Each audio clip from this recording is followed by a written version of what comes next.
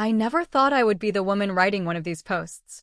The "my husband cheated and blew up our life" stories we all read late at night and secretly hope never become our reality. But here we are.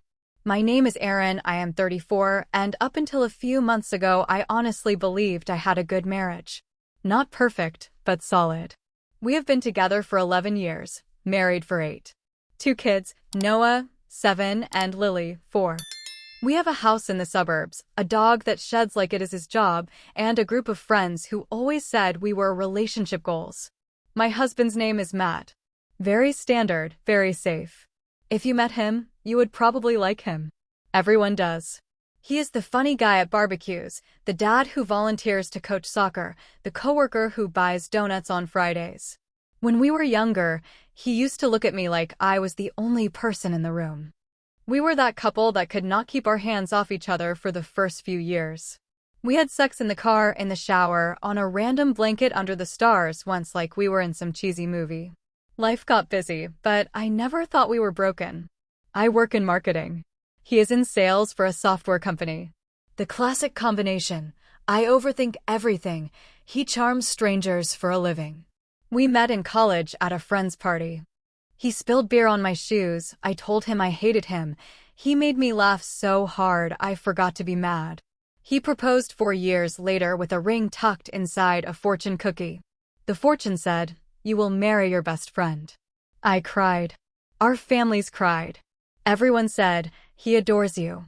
You are so lucky." For years, I felt lucky. We survived our 20s, job changes, my dad's cancer, my postpartum depression after Noah. Matt was present mostly. He got up for night feeds. He cooked when I could not stand the smell of anything. He sat with me in the dark when I cried and told me we were a team. Looking back, I can see tiny cracks. Little hairline fractures I painted over with gratitude and busyness.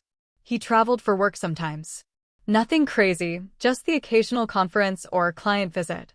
I remember the first time he was gone overnight after Lily was born. He called in the evening, his face popping up on FaceTime, all smiles. "How are my favorite people?" he said. I was in an oversized t-shirt with spit up on the shoulder, hair in a knot, baby latched to my breast. Noah was running in circles behind me, half naked and sticky from popsicles. "Your favorite people are tired," I said. He laughed. "You are super, Mom. I owe you a weekend away when I get back." He said things like that a lot. I owe you. We will make it up.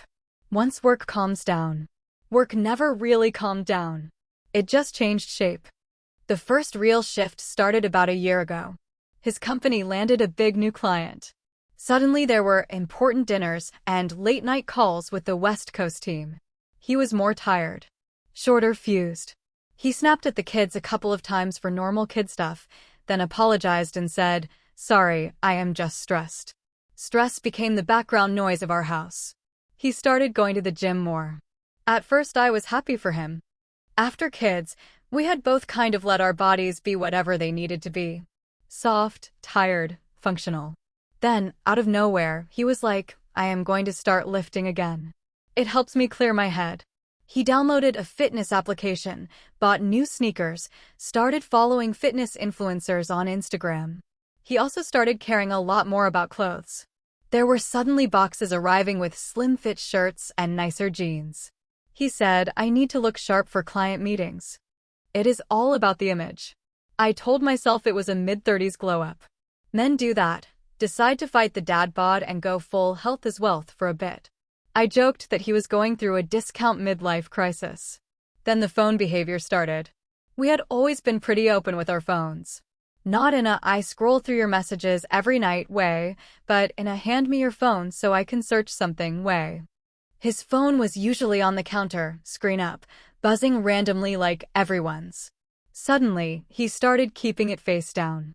At first, I did not register it.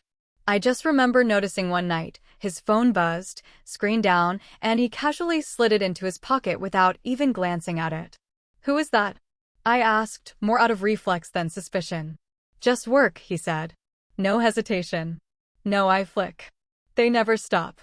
"I will deal with it tomorrow." "Okay, sure." Then there were the late-night emails. We would be watching a show, and he would sigh, pause it, and say, "Hang on, I need to reply to this real quick." He would go into the kitchen or the hallway with his phone. 15, 20 minutes later, he would come back like nothing happened. "Everything okay?" I said. "Yeah, just putting out fires," he said. I did something I am not proud of during that phase. I gaslit myself hard. The thought would flicker, "This feels weird," and immediately I would smother it with, "You are being paranoid." He has never given you a reason not to trust him. Work is busy. Let it go. There were other things too. Our sex life got patchy. We had always had ebbs and flows, especially with kids, but this was different. It was not just that we were tired. It was that he felt elsewhere, even when he was there. He would initiate sometimes, but it was frantic and quick, like scratching an itch. Other times, when I tried, he would say, "I am just wiped." Rain check, with this distant look in his eyes. I told myself we were in a rough patch. Every marriage has them. I read an article about seasons of intimacy and practically highlighted the whole thing in my head. This is just a season, I told myself. It will pass. The first obvious red flag hit me on a random Wednesday. He had left for work already. I was in our bedroom, wrestling a fitted sheet onto the bed, when I knocked his nightstand and his work phone slid off. It hit the carpet, the screen lit up, and a preview of a text popped up. "Last night was, wow. Still thinking about your hands on my neck. When can I see you again? H." My brain froze. I picked up the phone like it was a live grenade. The home screen showed a picture of our kids at the beach. The same lock screen I had seen 1,000 times. The text had already faded, and I was staring at my own confused reflection. H could be anyone, I told myself. It could be a stupid joke from one of his friends. It could be an ad. It could be. My hands were shaking so badly I almost dropped the phone again. I knew his password. We had never hidden them from each other. But suddenly that knowledge felt like a trap. If I opened it and there was nothing, I would be the crazy wife snooping for no reason. If I opened it and there was something, my entire life might explode before school drop-off. I wish I could say I was brave and opened it right then. I did not. I put the phone back on the nightstand exactly how it had been, finished making the bed with my heart pounding, and dragged myself through the morning routine on autopilot. Noah spilled cereal. Lily cried because she wanted the blue cup, not the green one. The dog threw up on the rug. Life went on, like the universe did not realize everything had tilted. All day at work I felt like my nerves were a frayed electric wire. What if it was nothing? What if it was something? What if I was just tired and inventing drama because I was bored? I almost convinced myself to forget it. Almost. Then that night, something small broke the spell. We were in bed. He was scrolling his phone, screen brightness low. I rolled over and put my hand on his chest. "Hey," I said, trying to sound casual. "Who is H?" He tensed. Just a flicker, but I felt it under my palm. "What?" he said. "On your phone this morning," I said. A text popped up. It said, "Last night was wow." My voice wobbled. "Who is H?" He snorted. "Harper," he said. "From work. She is one of the account managers. She was talking about a client dinner. You know how people joke around on text." My stomach twisted. "Your coworker texted you that she is still thinking about your hands on her neck, and that is joking around?" I asked. He rolled his eyes, like I was being ridiculous. "Babe, you are taking it totally literally," he said. We were at a loud bar. I had to move her out of the way so the waiter did not spill on her. She was being dramatic. It is just her sense of humor. She is like that with everyone. "So she is like that with you?" I said. He sighed heavily, set his phone down face down, and turned to look at me. "You know I love you, right?" he said. "I come home to you. We have kids. A mortgage. I do not know why you are freaking out over one text." Because it was not just one text. It was the gym, the clothes, the late nights, the phone turned over, the distance in his eyes when we had sex, all wrapped up in one stupid message. But I backed down. "I am not freaking out," I said, even though my pulse said otherwise. It just caught me off guard. He pulled me closer, kissed my forehead. "Do not let your anxiety make up stories," he said. "I am on your side." I wanted to believe him so badly that I took that little voice in my head, the one that had screamed the moment I saw that text, and shoved it back into its box. I told myself, if he was cheating, you would know. You are not stupid. He is a flirt, sure, but he is not a cheater. He is stressed. You are stressed. You are reading too many stories online. Spoiler, I was not reading too many stories. I was not reading enough. Because over the next few weeks, the work events multiplied. There were happy hours I was not invited to, team-building dinners, conferences that suddenly required an overnight stay. When I suggested coming along once, I could take a day off.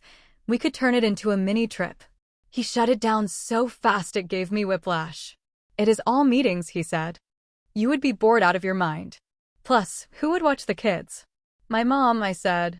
She offered last time. He shook his head. I need to focus. It is important. Important. That word became his shield. I cannot talk about this right now, I have an important call. I know I missed Noah's game, but this presentation is important. I get that you need me, Aaron, but my job is important for our whole family. Every time he said it, I shrank a little bit more. Who was I to argue with something important? The day my reality finally cracked open, it was not because I became bold and decisive. It was because he got careless. He left his iPad at home. He almost never used it, except sometimes for work slides. The kids mostly used it for cartoons. That Saturday, he took Noah to soccer practice and Lily was down for a nap. I was cleaning up the breakfast disaster when the iPad chimed on the counter. I glanced over, half expecting it to be some game notification. Instead, I saw this on the lock screen. Cannot stop thinking about your mouth last night. Next time, no hotel. I want your bed. H. Something inside me went very, very quiet. I did not feel my heart race. I did not feel my hands shake. I just picked up the iPad, drew the little pattern I knew he used as a lock, and watched it unlock like it always had. Messages. He had forgotten to turn off message synchronization. His entire secret life was right there, glowing at me in blue and gray bubbles. And that is where I am going to pause for now, because if I try to cram everything I saw in those messages into this first part, I will end up writing a novel instead of a post. But that was the exact second the story stopped being, maybe I am crazy, and turned into, he has been having sex with someone else while kissing our kids goodnight. And once I opened that messages thread with H, there was no way back to the version of my life where I could pretend I did not know. I wish I could say I hesitated before opening that thread with her name. I did not. The second the iPad unlocked and I saw Harper work at the top of the screen, my finger tapped it like it had its own brain. The first thing I saw was a photo. Nothing explicit. Just the suggestion of it. Her legs, bare from mid-thigh down, crossed over a hotel bed. A corner of white sheet, a glass of wine on the nightstand, her toes pointed at the camera like she was stretching.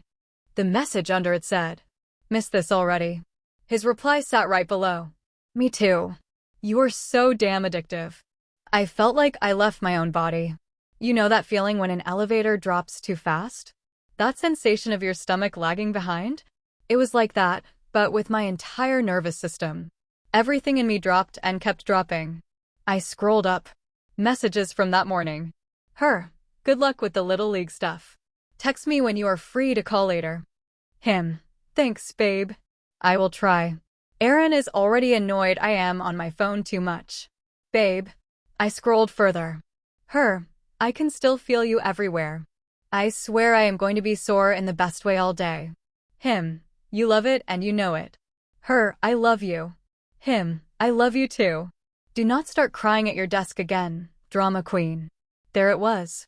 In black and white. The word he had always used about other women. Drama.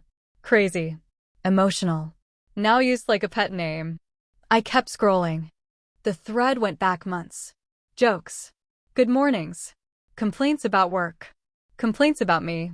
Aaron got mad I am traveling again, one of his messages said. She does not get that I am doing this for us. Of course she does not, Harper had replied. She has everything. House, kids, you. She does not know what it is like to grind. Everything. Like I was some spoiled princess and not the person who carried those kids and cleaned that house and held his head when he was sick. I watched my own marriage get dismantled in text bubbles. I saw him sending her memes he used to send me. I saw him calling her sweet girl and my favorite headache. I saw hotel addresses, little hearts, pictures of his chest with fresh shower steam still in the air. At one point, he had sent her a photo from our backyard. The kids were in the kiddie pool, splashing, sun bright. His caption was, "My other life." She had replied, "You are too good of a dad. It is dangerous. Makes me want to give you more babies." He had replied, "Do not tempt me." Imagine how hot they would be though. Something ugly and primal twisted inside me. Those were my children he was using as flirting fuel. My life. My body that had pushed them out, while he was telling some other woman she should be the one having his babies. I did not notice the tears until one dropped on the screen and smudged the light. I put the iPad down on the counter very carefully, like if I moved too fast the entire kitchen would blow apart. Then I sat on the floor. I do not know how long I stayed there. 10 minutes. An hour. Time turned into something else. My mind tried to wrap itself around the idea that while I was going to work, making lunches, folding tiny socks, he was in hotel rooms putting his mouth on someone else's neck, telling her he loved her, telling her I did not understand him. At some point, Lily called from her room. "Mommy?" Her little voice snapped me back. I wiped my face with the back of my hand, shoved the iPad onto the highest shelf like it was poison, and went to get her up from her nap. "Hi, Bug," I said, scooping her up. She wrapped her arms around my neck and breathed her warm, sleepy breath on my shoulder. "Did you cry?" she asked. "Kids are brutal like that." "No filter." "Just a little," I said. "Mommy is okay." I was not okay. That night, I tried to pretend I could hold it in until I had a plan. I fed the kids. Gave them baths. Read them the same book we always read. Kissed their heads. Tucked them in. Matt came home from practice, sweaty and smiling, as if my world had not just shattered. "How were they?" he said, opening the fridge. "Good," I said. My voice sounded strange in my own ears. He pulled out a beer, opened it, took a long drink. "You okay?" he said, as if he could sense something but not quite place it. I looked at him. It is strange, seeing someone you know better than anyone and realizing there is a whole version of them you never met. He looked exactly the same. Same eyes, same mouth, same stupid cowlick in his hair. But I felt like I was looking at a stranger wearing my husband's skin. "I am tired," I said. We moved through the evening like usual. TV, small talk, him checking his phone and me pretending not to notice. I went to bed first. He said he would be in after one more email. I lay there in the dark, staring at the ceiling, listening to the faint tap of his fingers on the screen from the living room. At some point, something in me snapped. I got up, walked back out, and stood in the doorway. He was on the couch. The TV was on mute, some sports thing flickering in the background. He was hunched over his phone, thumbs flying. The corner of his mouth was turned up in a way I recognized now as his talking to her smile. "Who are you texting?" I asked. He jumped. "Jesus, you scared me," he said. He turned the phone screen down on his thigh. "Work. Go back to bed, it is late." "Who are you texting?" I repeated. He sighed. "I told you." "Work." "Harper?" I asked. He froze for a split second, then forced a laugh. "Are we really doing this again?" he said. "Aaron, I am not having an affair. You have to stop obsessing over my coworker." "What were you doing at the Hampton last Wednesday?" I asked. The color drained from his face so fast I honestly thought he might pass out. "What?" he said. "The Hampton on Willow," I said. "Room 214, if we want to be precise. You checked in at 7:18 p.m. You told me you were at a client dinner. You texted me a picture of a steak. You also texted Harper, next time, no hotel. I want my bed." I watched the flickers of emotion chase each other across his face. Confusion. Anger. Calculation. "How do you know that?" he finally said. "You left your iPad at home," I said. "Your messages sync. You have been sloppy." He opened his mouth, closed it, opened it again. "You went through my personal messages," he said. "That is a huge violation." I actually laughed. A small, shocked sound. You are fucking another woman and you are mad I read your texts? I said. He stood up, running a hand through his hair. It is not what you think, he said. I barked a laugh again, this one sharper. Really? I said. Because I think you have been sleeping with a coworker for months, telling her you love her, telling her I do not understand you, using our kids as cute little accessories in your sexting, and meeting her in hotels while I am home wiping vomit off the couch. So please, tell me what I am missing. He paced for a second, then stopped in front of me. It just happened, he said. I did not plan it. We were working late, we were both stressed. One drink turned into 3. It was a mistake. A mistake, I said. You have been making the same mistake several times a week, judging by that message history. He winced. We connected, he said. She listens. She gets what I am dealing with. You are always busy with the kids, or tired, or anxious. I needed someone to talk to. And your dick accidentally fell into her while you were talking? I said. His jaw tightened. Do not be crude, he said. Something inside me cracked open. Crude. I said. You had sex with someone else in hotel rooms while our children were asleep down the hall from me and you are worried about my language? He sat back down on the couch, put his head in his hands. I did not mean to hurt you, he said. I love you. I love our family. He trailed off, searching for a word that would make this sound less like what it was. I felt alone. I stared at him. So your solution to feeling alone was to betray the one person who has been in the trenches with you for 11 years? I said. You could have talked to me. You could have said, Aaron, I am lonely. Aaron, I miss you. Aaron, I feel unseen. Instead, you chose to lie. Over and over. That is not an accident. That is work. He looked up at me, eyes wet. I was scared you would leave, he said. I laughed again, this time almost hysterical. You had sex with another woman because you were scared I would leave? I said. Do you hear yourself? He stood up again and crossed the distance between us in 2 steps. He reached for my hands. I pulled them away.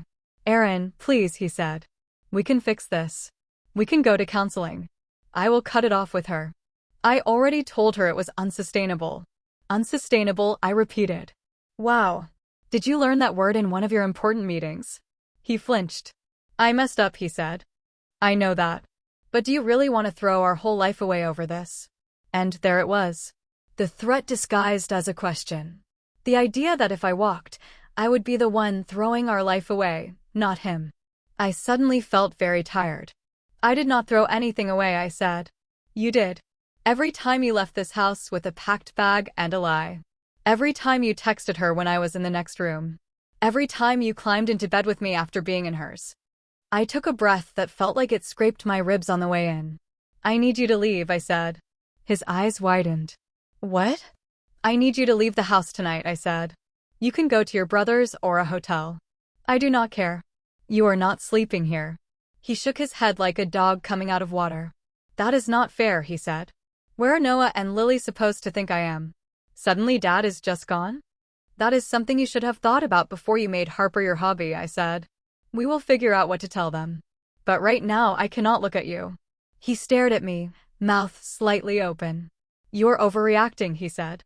People work through this kind of thing all the time. Plenty of couples survive affairs. Maybe, I said. But they start from a place of respect.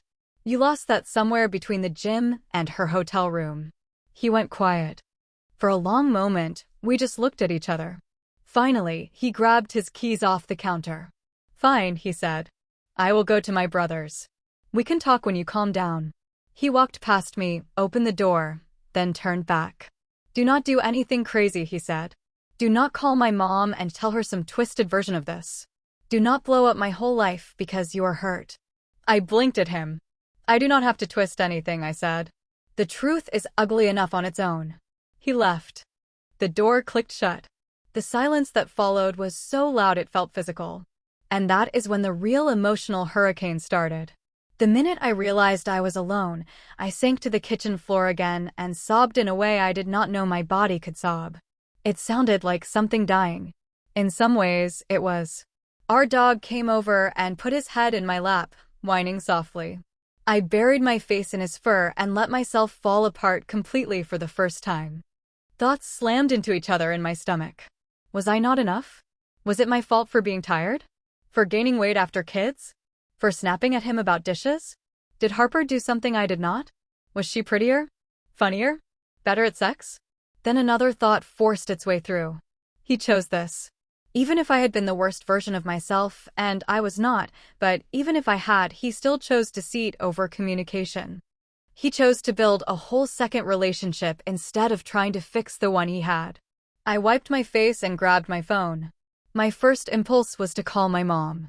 Then I pictured her face, the way her voice would crack, the way she would blame herself somehow for raising me wrong or for not liking him hard enough, and I could not do it. So I called Danny. She answered on the second ring. "Hey, what is up?" she said, sounding like she was mid-Netflix. I opened my mouth and nothing came out at first. Then I heard myself say, very calmly, "Matt is having an affair." There was a beat of silence. "What?" she said. "I saw the messages," I said. "He has been sleeping with a coworker. It has been going on for months." She did not ask if I was sure. She did not ask what I did to provoke it. She just said, "I am coming over," and hung up. 15 minutes later, she was on my couch in leggings and an oversized sweatshirt, hair in a messy bun, eyes blazing. "Where is he?" she asked. "At his brother's," I said. My voice sounded flat. She looked around the room like she wanted to throw something. "Do you want me to fight him?" she asked. "Because I will. I took kickboxing for 3 months. I am ready." I laughed through the tears. It came out as a weird, hiccuping sound. "I do not know what I want," I said. One second, I want to burn all his stuff. The next second, I want to wake up and find out this was some weird dream. Then I think about the kids and I feel like I cannot breathe. Danny scooted closer and pulled me into a hug. "You get to feel all of that," she said. "You do not have to figure everything out tonight." We sat there for a while, my head on her shoulder, the empty house humming around us. At some point, the questions started pouring out of me. Was he always like this? I asked. How did I miss it? Am I stupid? Am I pathetic for not noticing? Did you ever see anything? She shook her head. "Aaron, you're not stupid," she said. He was deliberate.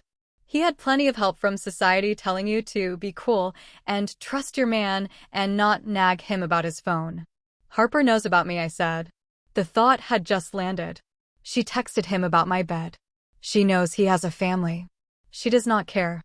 Then she is garbage too, Danny said. But he is the one who made vows. He is the one who is supposed to protect this family. That is on him. As the night wore on, the initial shock burned off and something sharper took its place. Anger. Not the wild, throw-a-plate kind of anger. A cold, clear kind. I thought about all the times I had defended him when he forgot something. All the times I had told my friends, he is stressed, he is trying, he is a good dad. All the times I had swallowed little hurts because I did not want to start a fight. He had counted on that. He had counted on me always choosing peace over truth. That realization hurt more than the sex. In some twisted way, the sex almost felt like a symptom. The real disease was the entitlement, the way he assumed my loyalty was so guaranteed that he could do whatever he wanted as long as he came home afterward. By the time Danny left, sometime after midnight, I had made one decision. I was not going to pretend this did not happen. I did not know yet if I would divorce him, if we would separate permanently, if therapy could do anything. But I knew I would not be the woman who brushes it under the rug and smiles through it for the kids. The kids deserve a mother who respects herself, even if it means their perfect picture of mom and dad together changes. Before I went to bed, I took the iPad down and took a series of screenshots.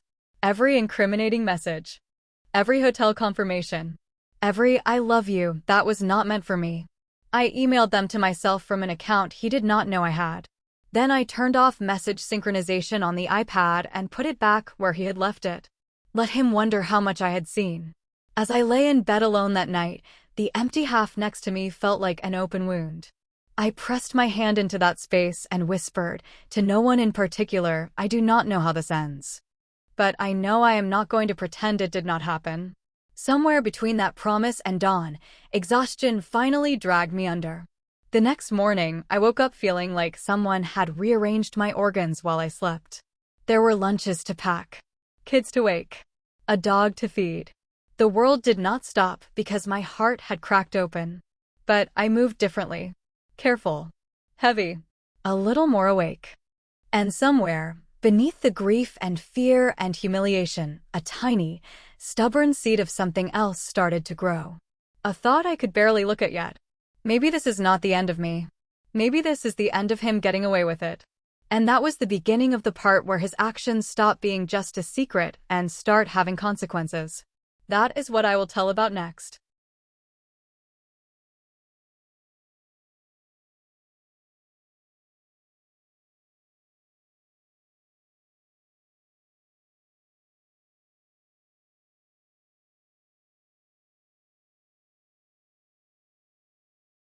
The day after I confronted him felt like living in two realities at once.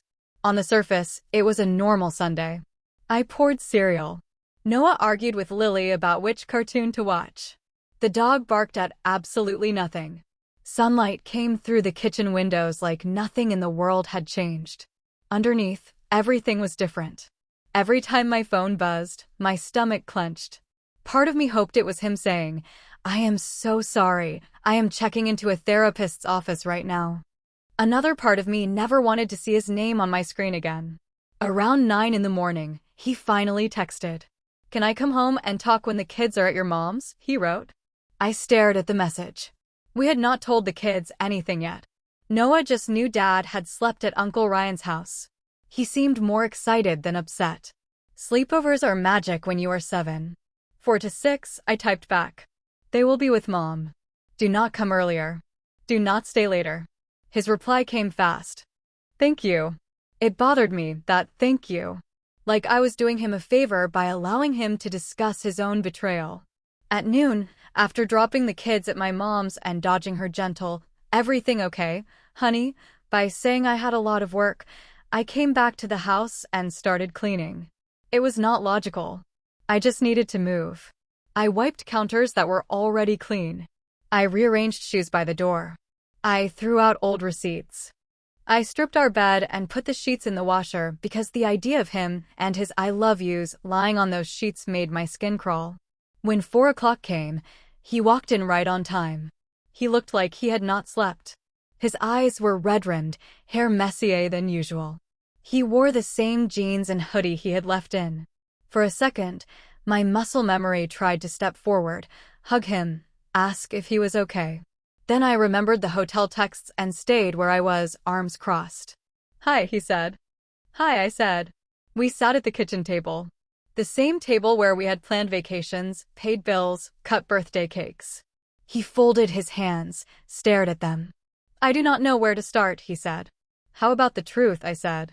"All of it. No minimizing." "No, it just happened. Because I saw enough to know that is a lie." He swallowed. "We have been sleeping together for about 8 months," he said. "It started after the Denver conference. We were both drunk. It was one night. I thought it was a one-time thing. Then it was not." "Who initiated?" I asked. "I do not know why that mattered. It just did." He hesitated. "I do not know," he said. "It just escalated." "Who kissed who first?" I said. "She kissed me," he said. But I did not stop it. I should have stopped it. His shoulders shook a little. "I know you do not believe this," he said, "but I really did not go looking for it. I was lonely. I felt like we were roommates. We only talked about the kids and bills. I tried to talk to you and you were always tired or stressed." Harper listened. She made me feel wanted. There it was. The cliché script. "You did not try to talk to me," I said. "You made one vague comment about us being in a rut, and when I asked what you meant, you said, 'Never mind, I do not want to fight.' Then you went back to your phone." He opened his mouth, then closed it. "I should have pushed harder," he said, almost reflexively. I shook my head. "You should have been faithful," I said. "That was the job. You do not get a medal for expressing your feelings before cheating. You get a medal for not cheating." He winced. "I broke," he said. "I was weak." "We all break," I said. "I did not cheat on you when I felt invisible breastfeeding at 3 in the morning. I did not cheat on you when I was drowning in postpartum depression. I did not cheat on you when my father died and you were on your phone checking sports scores instead of holding me. Weakness is not an excuse. It is a description. He stared at me, tears in his eyes. I hate myself, he said. Good, I said. But hating yourself does not undo what you did. He nodded, wiping his face. There is more, he said. You deserve to know everything. I braced myself. We used protection at first, he said. Every time. But a few months ago we stopped. She said she was on birth control, and I believed her. My stomach lurched. Have you been tested? I asked. Not yet, he said. You will be, I said. And so will I. He nodded. I will go today, he said. Urgent care. I will send you the results as soon as I get them. We sat in silence for a moment. Did you ever bring her to this house? I asked. His head snapped up. No, he said quickly. Never. I swear on the kids. Only hotels. Only hotels, I repeated, the bitterness thick in my throat. The bar is on the floor and you still tripped over it. He rubbed his face. What do you want to do? He asked. I will do anything. Counseling. Total transparency. Whatever it takes. A week earlier, if you had asked me what I would do in this situation, I probably would have said, I would leave immediately. No questions. Cheat once and you are done. In reality, it is not that simple. I thought about the mortgage in both our names. Our shared bank accounts. The kids' routines. School districts. The holidays. The fact that I still loved the version of him that existed before this. The fact that he was their father. Part of me wanted to scream, get out and never come back. Another part wanted to rewind to the night before Denver and lock him in the basement so he could never meet Harper at that hotel bar. I did not know what I wanted long-term. But I knew one thing clearly. I want a separation, I said. He blinked. What? He said.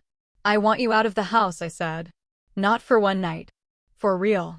I want time and space to think without you breathing down my neck asking me to forgive you faster than my nervous system can process what happened. He shook his head, like the idea itself was absurd. We have a family, he said. We cannot just separate. That will destroy the kids.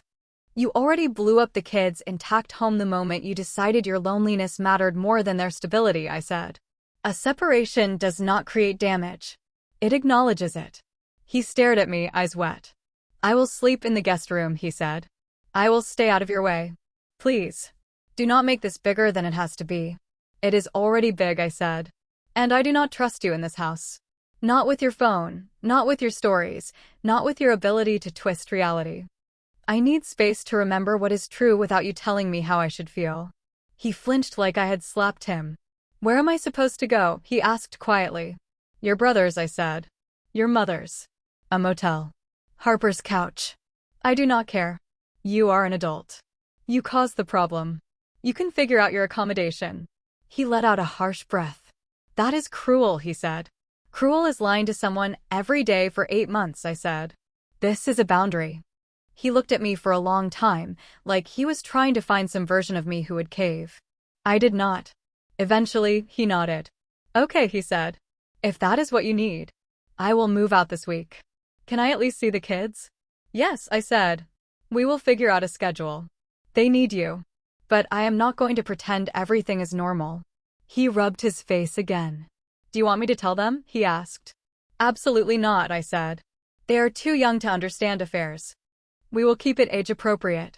Dad and Mom are having some grown-up problems and he is staying somewhere else for a while. He nodded. I am so sorry, he said again. I know that does not fix anything. But I am. I know you are sorry you got caught, I said. I do not know if you are sorry you did it. Those are two different things, Matt. He flinched. We talked logistics for a while after that. Bank accounts. Bills. The schedule for school drop-off. The dog. The kind of boring, painful administrative tasks that come with breaking a life in half. At one point, he said, Do you think there is any chance we can come back from this? My throat tightened. I do not know, I said honestly. Right now, I cannot see past this week. He nodded, eyes glassy. Okay, he said. I will give you space. He left an hour later with a duffel bag and a box of his work clothes. Watching him carry them out of the house felt like cutting off a limb to save the rest of the body. When the door closed behind him, I sank into a chair and let the quiet wash over me. This was the decision part. I had chosen separation, at least for now. It felt both empowering and terrifying. Empowering because I was not lying to myself or letting him dictate the narrative. Terrifying because it meant stepping out of the known, flawed comfort of at least we are together, and into the unknown chaos of what now. Over the next few weeks, the emotional roller coaster only got wilder. Some mornings, I woke up numb and went through the motions like a robot. Get up. Get the kids dressed. Pack lunches. Answer emails. Make dinner. Read stories. Collapse. Other days, anger pinned me to the mattress. I would see his shoes by the door and want to throw them in the trash. I would find one of his t-shirts in the laundry and stand there holding it, torn between wanting to bury my face in it and wanting to shred it into strips.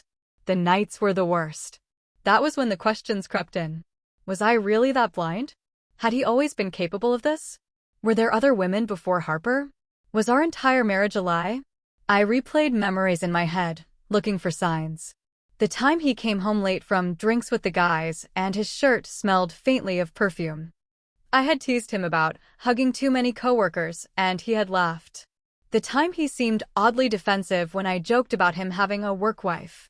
He had snapped, "That is not funny, Aaron," then apologized later.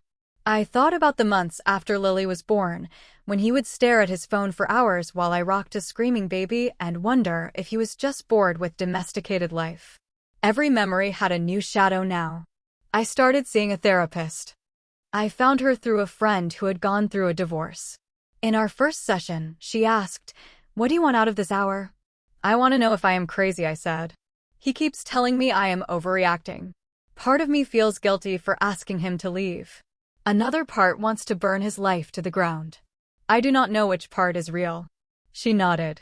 "It sounds like you are trying to decide if your pain is valid," she said. Here is a spoiler, it is. We talked about betrayal trauma, about how the nervous system responds to being lied to by the person who is supposed to be your safest place. Your body is going to react like you survived a car accident, she said. Intrusive thoughts, dissociation, mood swings. That does not mean you are weak. It means you are human and something huge just shattered. In between sessions, I joined a support group online for people dealing with infidelity. Reading other women's posts was like holding up a mirror. My husband says it did not mean anything, but also that she is his soulmate. He wants me to work on trust, while he still texts her from a secret email. He says I am ruining the family by separating, as if he did not light the match. It was awful and oddly comforting. I was not special. I was not uniquely unlovable. I was part of a sad, crowded club. Meanwhile, Matt was having his own version of consequences. His affair had not stayed secret at work. Harper's boyfriend, yes, she had a boyfriend too, had found out by seeing a notification on her phone. He apparently went nuclear. He showed up at their office one day and caused a scene. Human resources got involved. Rumors spread. Matt called me, voice panicked. They put me on a performance improvement plan, he said. They said my judgment is in question. That sounds accurate, I said. This could cost me my job, he said. I do not know how we are going to manage if you lose it. I cut in. We will manage. The kids and I will be okay. Whatever happens with your job is a direct result of your choices, not mine. He went quiet. For the first time, I think he understood that his actions had a life beyond our kitchen table. His mother found out too. I had not planned on telling her right away. But when she called one afternoon and asked, "Sweetheart, why is Matt staying with Ryan? Is everything okay?" I realized she deserved the truth more than he deserved my protection. He had an affair, I said. With a coworker. It went on for months. There was a sharp intake of breath on the other end. Oh my God, she said. I am so sorry. Then, what the hell is wrong with him? She did not make excuses. She did not ask what I had done. She took my side from the first syllable. Later, she called him and, according to him, ripped him a new one. My own mother thinks I am a monster, he said on the phone. That must be very hard, I said, my voice flat. Imagine how your wife feels. Slowly, I watched his shiny image start to tarnish in the eyes of people who had always seen him as the good guy. Our friends were split. A few of the guys tried to take the neutral route. People mess up, one of them told me. You have to think about the kids. Matt is a good dude who made a bad choice. He made a series of calculated decisions over 8 months, I said. That is not a bad choice. That is a campaign. Some of the women in our circle texted me privately. Whatever you decide, I am on your side, one wrote.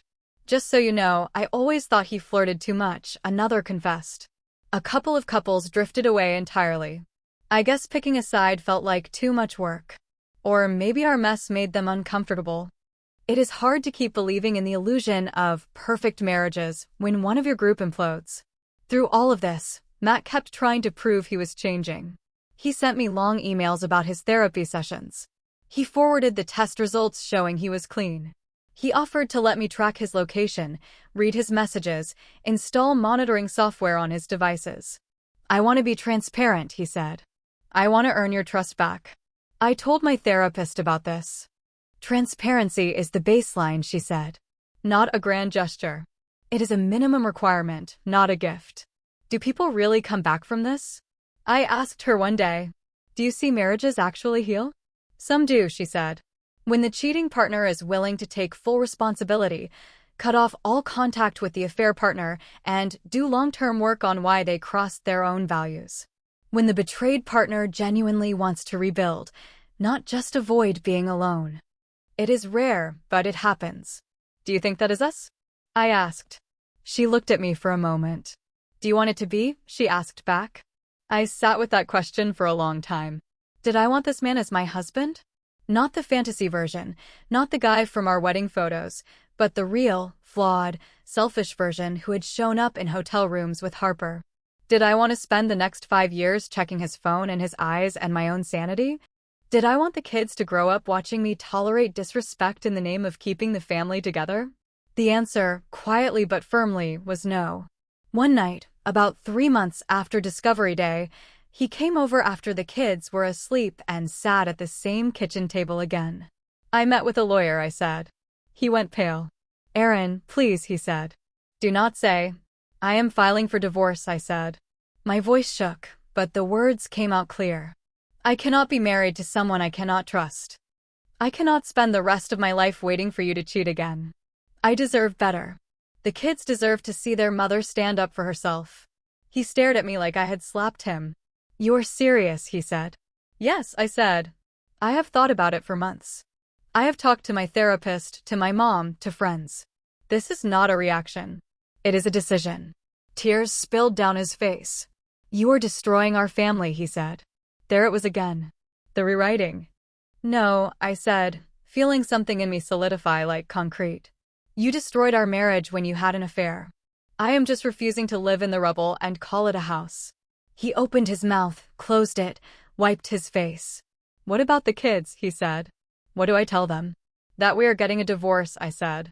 That we both love them very much. That this is not their fault. We will keep the details between adults for now, but when they are older and ask, I will tell them the truth. Kindly, but honestly. You will turn them against me, he said. You did that when you chose to risk your presence in the home, I said. I am not going to lie for you. If you want them to respect you, act like someone worthy of respect. He slumped forward, elbows on his knees. I thought I could fix this, he said quietly. I thought if I worked hard enough, you would change your mind. You cannot fix something you refuse to admit you broke on purpose, I said. You are still talking like this was a storm that hit us, not a fire, you said. He did not argue. The divorce process was messy, boring, and expensive. Lawyers. Mediation. Asset division. Custody schedules. He wanted 50-50 custody. I hated the idea of not having my kids half the time. But I also believed he loved them and that they needed their dad, even if he was a terrible husband. So we agreed to joint legal custody, with the kids alternating weeks. 1 week at my house, 1 week at his rented townhouse across town. The first time I dropped them off and came home to a silent, empty house, I had to sit in my car for 10 minutes just to make myself walk inside.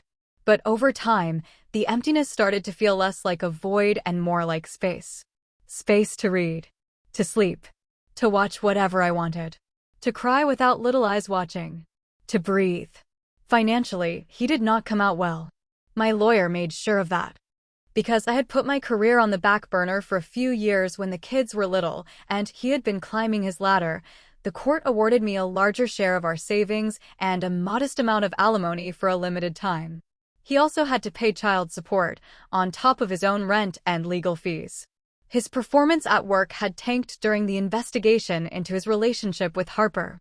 Eventually, he lost his job. He called me one day, voice flat. "They let me go," he said. "They said it was for cause. No severance." "I am sorry, the consequences of your actions are catching up," I said. I meant it, oddly. Not in a poor baby way, but in a "it must be hard to watch your own choices blow up" way. "How am I supposed to pay child support now?" he said. "You will find another job," I said. "You are good at sales. You will land somewhere. In the meantime, talk to your lawyer about adjusting payments temporarily. I am not going to chase you for money you literally do not have. I just expect you to show up for them." Harper, for her part, did not sail off into the sunset either. Her boyfriend left her. Her reputation at work was wrecked. She ended up quitting shortly after Matt was fired. Last I heard, she moved to another city. I do not think about her much. She is a footnote in a bigger story about his character, not the main villain. She owes me nothing. He owed me everything. Now, a year after the divorce was finalized, my life looks very different. I have my own place. It is smaller than the house we had together, but it is mine. Every decision inside it is mine. The art on the walls, the sheets on the bed, the color of the couch. The kids have adjusted better than I expected. They miss having both parents in the same house, of course. But they also like some parts of the arrangement: 2 sets of toys, 2 Christmas trees, double birthdays. Kids are resilient and terrifyingly adaptable. Sometimes Noah will say, "I like it when it is just us 3, when Lily and I are curled up on the couch." It hurts and heals at the same time. My relationship with Matt is civil.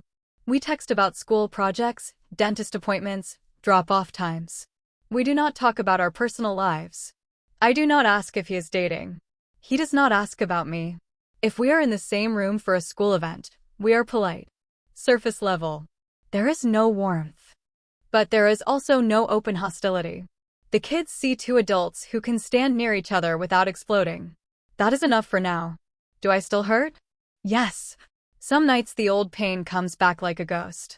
I will remember a random moment from our early years and feel that sick twisting in my stomach again. But the pain does not swallow me the way it used to. It is just one feeling among many, not the only one. There is also pride. Pride that I did not let fear of being alone keep me in a situation that was destroying me. Pride that I showed my children you do not have to tolerate betrayal to keep a family. There is relief. Relief that I no longer have to wonder where he is when his phone buzzes. Relief that the only phone I worry about now is my own, and only when I am doom scrolling too late. There is even a tiny bit of gratitude. Not for the cheating. I will never be grateful for that. But for the way it forced me to pick myself up, examine my life, and build something new instead of slowly dying inside a marriage that looked good on the outside and rotted on the inside. If you are reading this and you are where I was that first day, staring at messages you never wanted to see, feeling like the floor just fell out from under you, here is what I would tell you. You are not crazy. You are not overreacting. You are not ruining the family by refusing to swallow a lie. The love you gave was real. The memories were real. His betrayal does not erase that or make you foolish for trusting. It just means he was not the person you thought he was. You are allowed to take up space in your own story. You are allowed to set boundaries that make other people uncomfortable. You are allowed to say, "This is not what I signed up for," and walk away, even if you do not know exactly what comes next. And you are allowed to believe that this is not the end of your life. For me, it was the end of a chapter. The one where I believed my worth was tied to keeping a man happy. The new chapter is messier, lonelier some days, and infinitely more honest. I do not know exactly what karma looks like for Matt in the long run. Right now, it looks like a thin resume with a firing on it, a tarnished reputation, and shared custody that means he only sees his kids half the time because he could not keep his vows. For me, karma looks like waking up in a bed that does not smell like lies. It looks like sitting at a kitchen table where there are fewer chairs but more truth. It looks like looking in the mirror and recognizing the woman staring back, not as a victim, not as a failure, but as someone who walked through hell and came out with her integrity intact. If that is you someday, I hope you remember this. He did not make you stronger. You made yourself stronger by surviving what he did. And you are allowed to build a life so full and peaceful that one day, when his name pops up in a memory, you feel nothing but a distant, quiet sense of, thank God I got out.